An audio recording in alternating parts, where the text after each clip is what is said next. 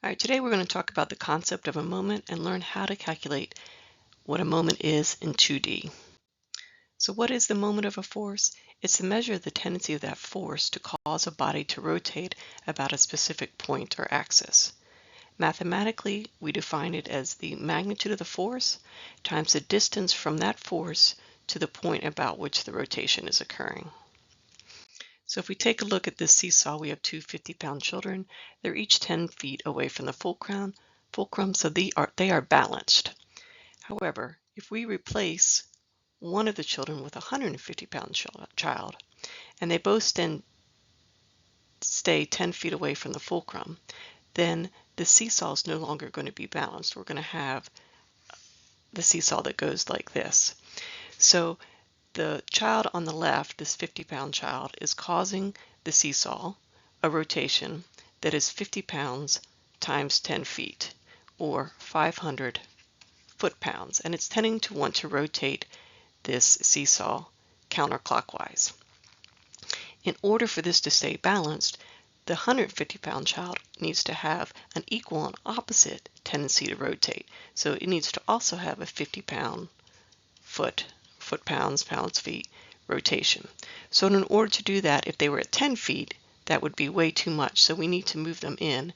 And in order for this to be balanced, they would need to move in about 3.3 feet.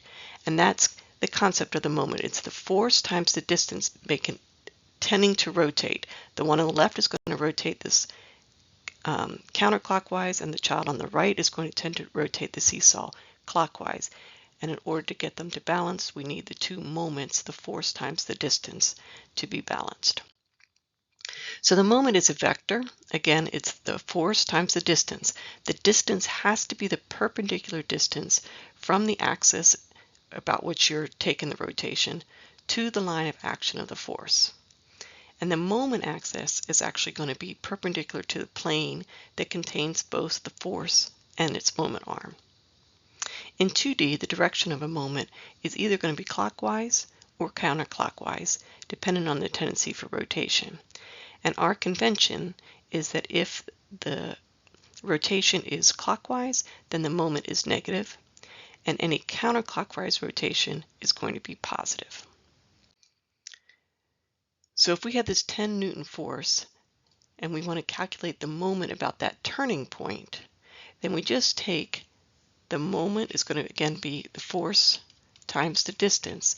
So we take that 10 Newton force and multiply it by the distance from the turning point to the line of action of that force, which is 0.5 meters.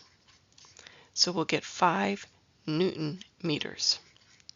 But because this force is pulling down, it is tending to rotate this arm about the turning point in a clockwise rotation, so that moment would be negative. So it would be negative 5 Newton meters.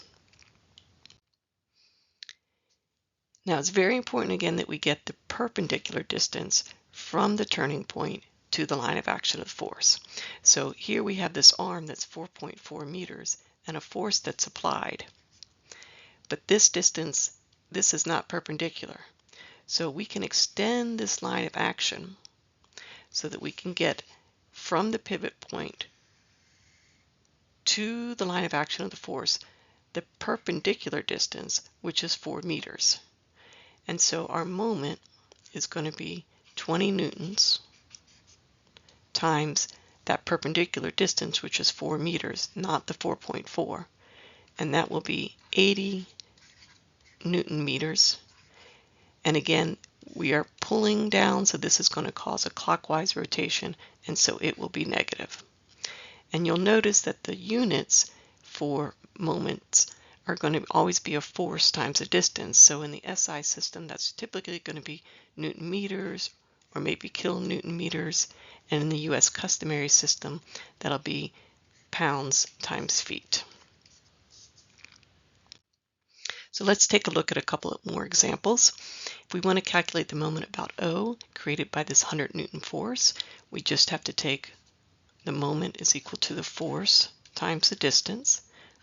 Our force is 100 newtons, and our perpendicular distance from O to the line of action of that force is 2 meters. So we multiply that by 2 meters and we get 200 Newton meters. The force is pushing down, so it's tending to pull this rod down, which is in a clockwise rotation, and so that will be negative. So the moment is negative 200 Newton meters. If we want to calculate the force or the moment created by this 50 Newton force about O, moment is equal to force times distance. Okay, so our force again is 50 newtons. And now our perpendicular distance from O to that line of action of my 50 Newton force is 0.75. So that is 37.5 Newton meters. And we're pushing here, so we're essentially trying to pull that thing down. So this again will cause a clockwise rotation. So this will be a negative moment. All right, trying to calculate the moment about O created by this 40-pound force. Moment is force times distance. Our force is 40 pounds. And our distance is going to be from O to this line of action. So that is going to be 4 feet plus 2 times the cosine of 30. And if you calculate that out, we'll get 229 pound-feet. And we are pulling down, so it's tending to rotate this clockwise, and so that will be a negative moment. Now, if we have multiple forces applied on a body, we can take the moment caused by each force about a point and add them together to get the total moment. So if I want the total moment about A created by these two applied forces, I can take the moment about A caused by the first one, which is the force is 3.5, and the perpendicular distance is 0.8. And that's going to push in a clockwise rotation. So this moment would be negative 2.8 kilonewton meters. And then the moment caused by the 7 kilonewton force would be 7 times the distance, which is 0.8 plus 1.2 or 2. So that will be 14. Again, it's causing a clockwise rotation, so it would be negative 14 kilonewtons per meter. So the total moment, I would just add these together, and I get negative 16.8 kilonewtons per meter. So I'm just taking the moment caused by each force and adding them together to get the total moment. Well, I can take that same problem and calculate the moment about a different point. So the forces stay the same, but the moment arm is going to change.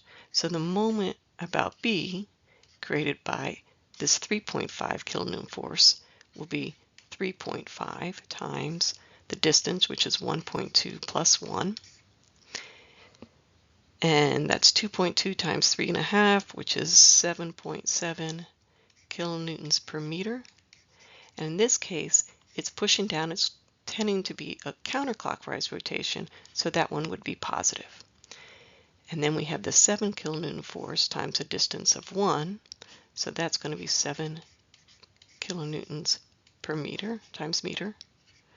And again, that is tending to be in the counterclockwise direction, so it will again be positive.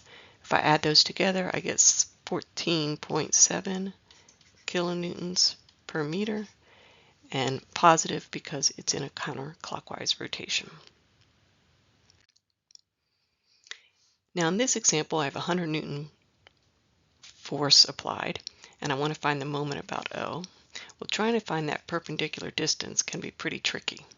So instead of doing that, what I'm going to do is break this force into its two components, and then take the moment about O created by each of those components and add them together. So my Y component would be 100 times 3/5, and my X component will be 100 times 4/5. And so the moment about O created by each of these. Well, I'll take my y component first, is 100 times 3/5. And the line of action is here, so the distance is going to be 5. And that is going to cause a clockwise rotation. So it will be negative. And then we have the 100 times 4/5 coming here, and the distance then would be 2, and it is also going to be pushing this way, so it's also going to cause a clockwise rotation, and so that would be negative. And if I add those together, I get negative 460 Newton meters. And so that is how you would do it if you have a force applied at an angle. And now let's see if you can try some on your own.